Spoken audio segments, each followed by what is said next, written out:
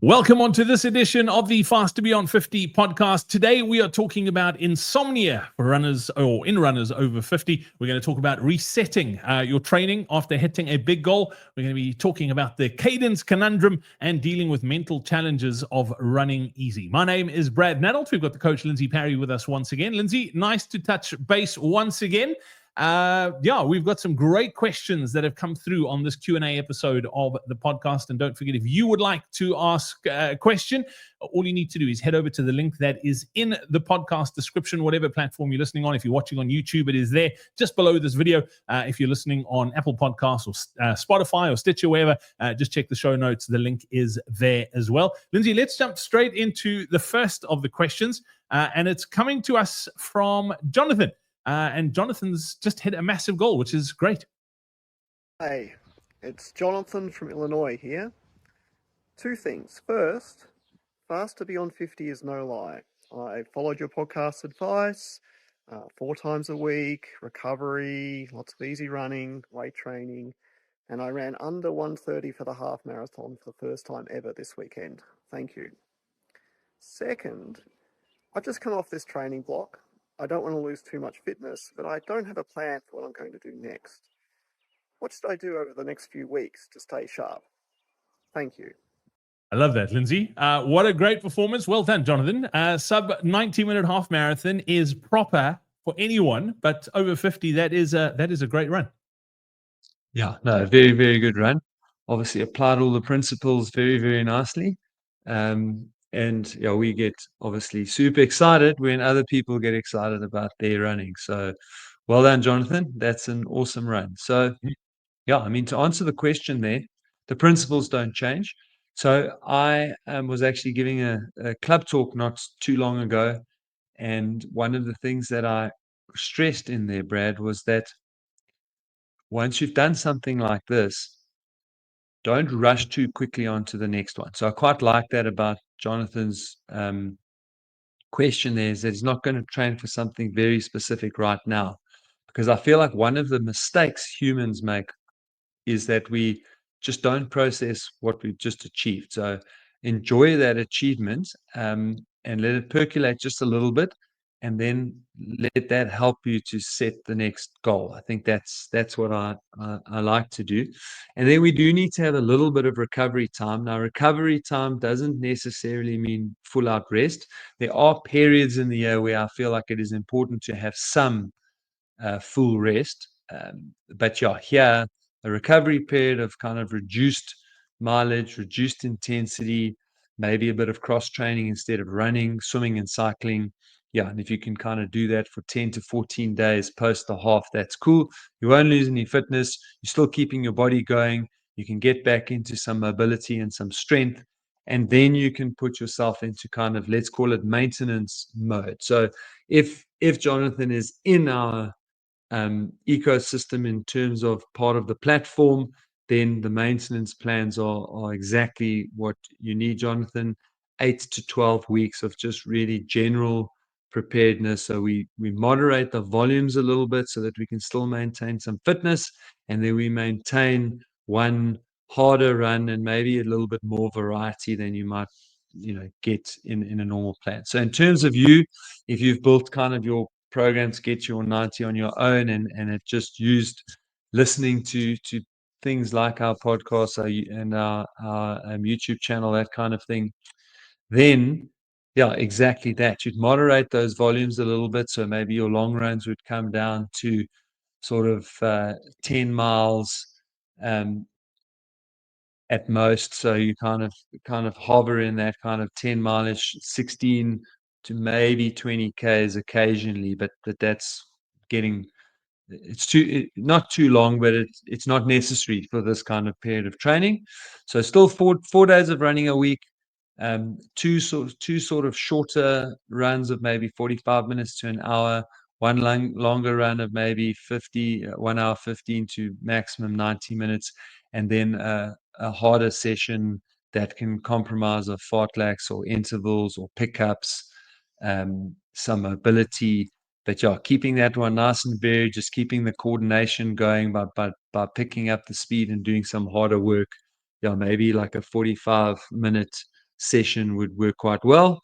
And then, of course, use these periods in between to really dial in a bit and focus a little bit more on the strength and push the strength a little bit harder while you've got a slightly less focus on the running and you're just trying to keep that running where it is. Yeah, absolutely. And if you haven't listened to it yet, Jonathan, and this goes for anybody as well, is we did this was quite a while ago. It was very early in the sort of Fast to Beyond 50 podcast days. We did a deep dive into periodization, and we spoke a little bit about sort of how often you should be racing and how to sort of work out your year calendar. And it does depend, obviously, on the distance you're racing. If you're going longer, you're going to be racing like particularly A races. If you're running marathons or half marathons, you're going to be slightly less a year than if you were potentially running 5Ks or 10Ks. So I will pop the link into the description as well. Go and listen to that periodization masterclass because it really does help with those ebbs and flows and where you should put certain things in your training, particularly after races and things you were working towards. Don't forget as well, if you do have a question, that link is in the description. We love video questions. So video and audio questions get filtered to the top as Jonathan's question was. So please do leave us a video question and we'll make sure that we do get that in an up and coming Q&A podcast. Lindsey, question from not too far from where Jonathan is, actually from Boulder in Colorado. This one from Linda. She says, I'm 58 years old. I've heard you talk about how slowing down your easy runs can actually make you faster, but she is really struggling to wrap her head around this. She says, but how slow is slow enough? I feel like I'm barely moving and it messes with my head. How do I know I'm doing it right? Oh, such a good question. And I think in these scenarios where you're struggling for a reference point, I think that's where again heart rate can be useful. So I've got so much experience with this personally with myself, but also with the athletes that I coach. So, and even with all that experience, Brad's mentioned a few times over the last few months that I'm training for Berlin in September this year. And so I've started training and kind of building it up, and I'm really, even though I'm not yet 50, I'm 48. I've been running since I was 5 years old. I kind of feel like that is where I am in my running, and so I'm trying to apply all these principles. And I've got a coach and Tutu who's on our platform who's helping me do that and kind of keeping me accountable. And you know, I've always been exceptionally good at judging pacing and effort, actually, not pacing, effort. But I've been struggling with sore quads, especially on my easy runs. Not feeling too bad otherwise. And then kind of every 3 to 4 weeks, almost like having a little bit of a fall down with motivation and, you know, not as fast as I used to be, all these things that so many people are struggling with. And then I was like, okay, why am I quads getting sore? Don't know. Going to move over to some heart rate based training. And that heart rate based training has made me 15 seconds, so probably about 20 seconds, 15 seconds per K, about 20 seconds per mile slower than I thought my easy run is or should be. No more quad pain. Okay, I'm only a handful of weeks into that process. So what I'm expecting to happen, obviously, is for those easy runs to slowly get closer to where I think my easy run is. But you know, that's the kind of run slow to run faster mentality. So I've got to give it some time to work. And I think the point that I'm making is that it's not always easy to know what that number is. And certainly on the platform, we kind of do an educated estimate of what that number should be if you are a 20-minute 5K runner, a 25K 5K runner, 30-minute 5, whatever it is. Like we take a performance and we go, right, educated estimate for someone of that ability means that you should be running at that pace on a flat road, and that effort should give you the easy effort. Okay. But I feel like in a scenario like this, where you're unsure, you feel like it's just so slow, like how can this possibly work? That's where jumping into heart rate is a good way of doing it. So we need to look at a run that was really tough, hard, that you gave everything of yourself. We need to give you then an estimated threshold off of that, then we've got to calculate for you where you should be pegging that intensity, and then we'll get a good idea of kind of how easy is.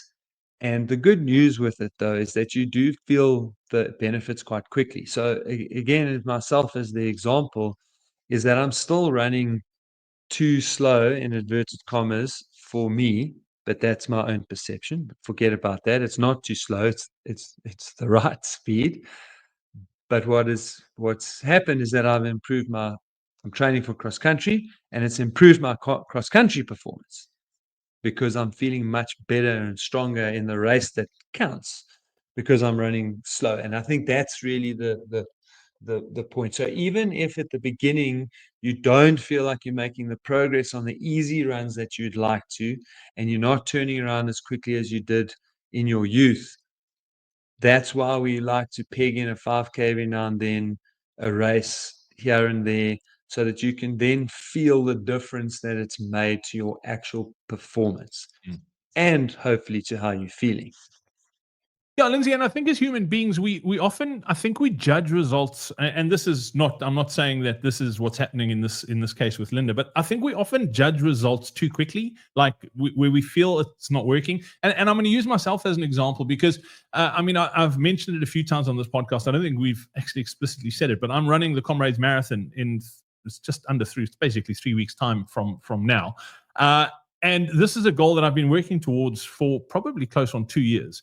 And I remember this happened to me on my run yesterday. We slowly, like, I've got one more longer run in the build up, and then we tapering. And like the hard work is done. I ran an ultra marathon last weekend. I've run 2 ultras in the last sort of like 5 weeks. And yesterday I was just thinking about sort of how far I've come. And I was running like super easy. It was a 2.5 hour run, and I might have been going slowly because I was, but I just thought to myself, man, how amazing is our human body that we can. Like a year ago, I was struggling to run an hour comfortably. And here I am. I ran 50Ks, a race 50Ks last week. And here I'm running a 20K, 2.5 hour long run, just feeling amazing, like super easy, heart rate's really low. And it's like, it's not always about being faster. It's about being comfortable and loving what we're doing. And that for me was just a huge, like, I'm just so grateful. And I think we judge in the run that we're in now. And it was hard. Let me tell you, 2 years ago, you know this, in the build up to the London Marathon 2 years ago, I ran a 6.5 hour London Marathon. That's how bad I was 2 years ago. I've taken more than an hour and a half of my marathon time in the last year and a half, 2 years. And it's just like, I think because if we're struggling in today's run, we're judging where we are right now on that. But we almost need to just bird's eye view it and go, you know what, this is part of the process. Like, I'm going to run easy. Like, I'm just, all bets are off. I'm stopping chasing numbers. I need this to feel easy. It's just amazing how it works. Yeah, no, I can't really add more to that. It's literally, it is patience, and it's about making us feel better first, and then second, hopefully performing better too. Yeah, absolutely. And that's one of the things I've done too, Lindsey, is I've just taken the pressure off a goal. And when to get into that routine, I stopped chasing a number. I was like, you know what? I just want to feel better with my running. I want to love it again. And yes, the goals have come, but I'm running because I love running again. It's got nothing to do with, cool, I get to run Comrades or I get to run another marathon. But like, for me, I want to get out there. Like, I love the sport, and that for me is more important. So that's just my 2 cents worth. Lindsey, question from Karen Nishida, who's in Vancouver in Canada. She said, I've been trying to improve my cadence, but I struggle to maintain it when I'm tired. What's a realistic cadence goal for a female runner in her 50s, and how do I train it without losing my form? If you're over 50 and want to recover from sessions faster, run pain and injury-free, and improve your endurance, then be sure to join Lindsey and I for our upcoming Faster Beyond 50 Masterclass. In it, we'll show you how we helped a 70-year-old run a 47-minute, 18-second 10K, and how you can take those exact same principles and apply them in your training. Simply scan the QR code that's on screen right now, or click on the link in the description below to save your seat in the training now. We look forward to seeing you there. Yeah, so we get these form questions from time to time because cadence and form are interlinked. So it's still a form question. And the short answer is it's very difficult. It's very difficult to change form. It's very difficult to change cadence. And as soon as you get tired, it will become very difficult to maintain that cadence. And in the short term, that increased cadence increases the load on your cardiovascular system. It reduces the stress on your musculoskeletal system, but it increases the risk on your cardiovascular system because the contractions of the muscles are less forceful, but they're much faster. And so that's also why you quite possibly get tired a whole lot quicker when you're running at that cadence. So the only real way is to get yourself a metronome and to stick that metronome in your cap, because then even when you're tired, you'll have an external thing to focus on to keep your cadence up at that level. I would peel back in your training. So in other words, you chop your volume and mileage down so that you don't get to the point where you get really tired, push through this thing, and then you get injured. And the reason why it's important to keep your cadence, if you want to make this a permanent change, the reason why you want to keep that cadence tick, tick, tick, tick, tick, tick, and follow it while you're running is because if you let your cadence drop, so if you're only using your watch and you go through the last 10, 15 minutes you run where you're tired and then your cadence drops again, the grooving of your neural system that needs to govern this process won't remember the so-called good running, and maybe that's the worst choice of words I've had in a long time, because it's not necessarily better to run with a higher cadence, but let's just assume for now that it is better for you as an individual. The body won't remember the good cadence, it'll remember the bad cadence.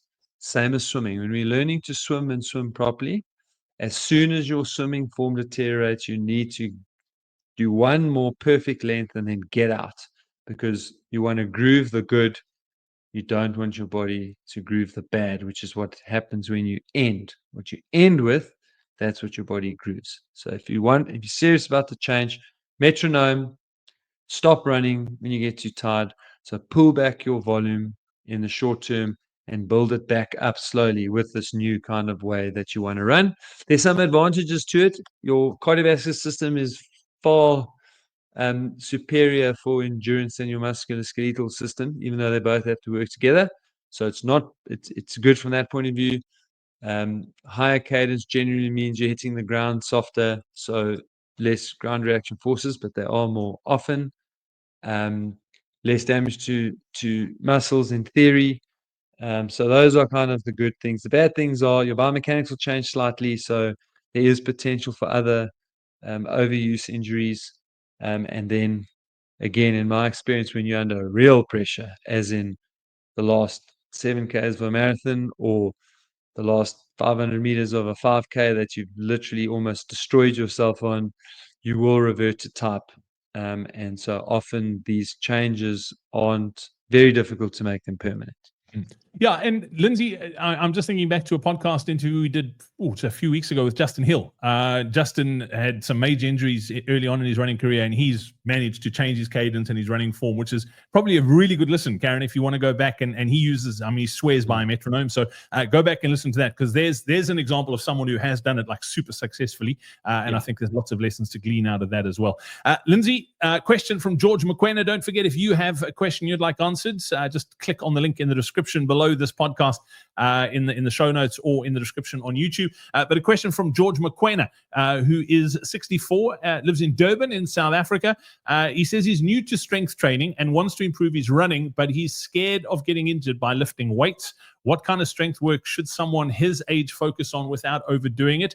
And I think back to an interview we did with Grant Jenkins, your mate Grant, where he's a strength specialist in Australia, and he uses that. What's that phrase that he uses? I know you are going to use it in the answer, but this is probably really, really pertinent to what George is asking.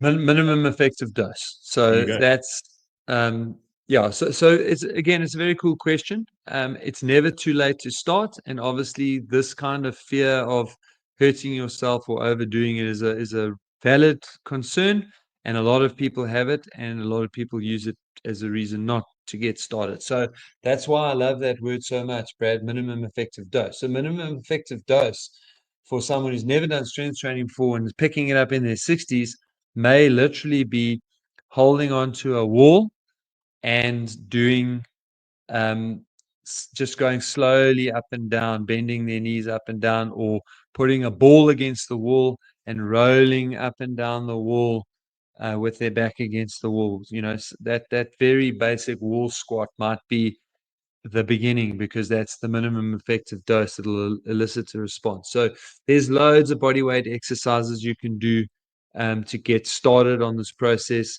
You can go to a sports store and buy yourself some stretch bands and TheraBands.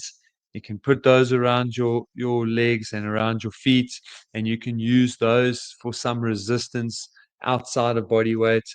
And then kind of your next step, and this whole that what I've just told you now could probably keep you progressing for a year or more. But also somewhere along that kind of period, you could then jump in and do like strength and weights like you're talking about. But it's baby steps. Just like when you started running, walking, little bit of running, a little bit of walking, lots of running, and you just build up over time. You're going to do exactly the same thing with your strength training and just build that up over time. Yeah, Lindsey, and I love the fact that you equated to starting running, and that was one of the things that Grant said. And I found this when I first started doing strength training too, is that you're so sore from doing 3 sets with 12 reps that you don't feel like doing it again. But as Grant said, you shouldn't be doing it that you saw the next day. Like the sort of minimum effective dose when you're starting is just enough to put load on, but you're not actually doing sort of, I don't want to say damage, but that is what's happening in your body that you need tons of time to recover from it. So George, tons of great advice in there. Don't forget as well, we do live stream 3 strength classes a week on the Coach Parry app as well. So if you do need help with your strength training, and this applies to anyone and everyone as well, you're more than welcome to sign up to the Coach Parry app.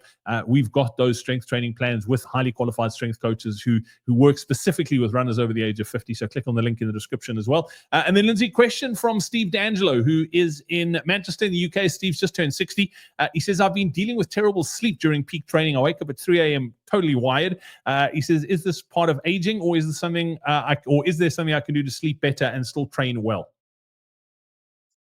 Yeah, so look, that is starting to point to some potential cortisol stress. So the first kind of question I'll ask there is, when in the day are you exercising? So if you are exercising later afternoon, I'd look to switch the exercise around to the morning. So that's the first thing. The second thing is that, have you increased your caffeine intake, for example, around training? And again, in particular, in the evening.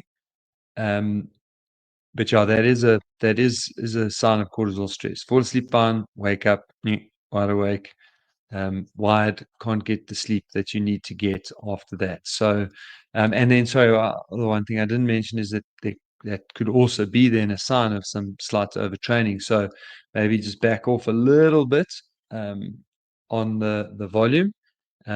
And all the intensity, just make it that little bit easier. Even if you think you're going easy enough, just go a little bit easier for the next week or so.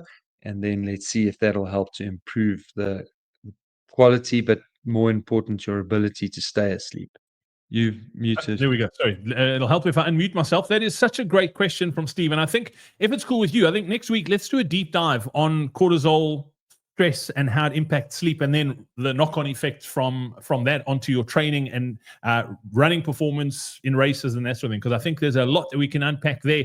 So Steve, make sure that you do hit the subscribe button so you don't miss that episode. We'll do that next week if that's good with you, Lindsey. I think that is a real goodie for a deep dive, a great topic. So that'll be coming up next week.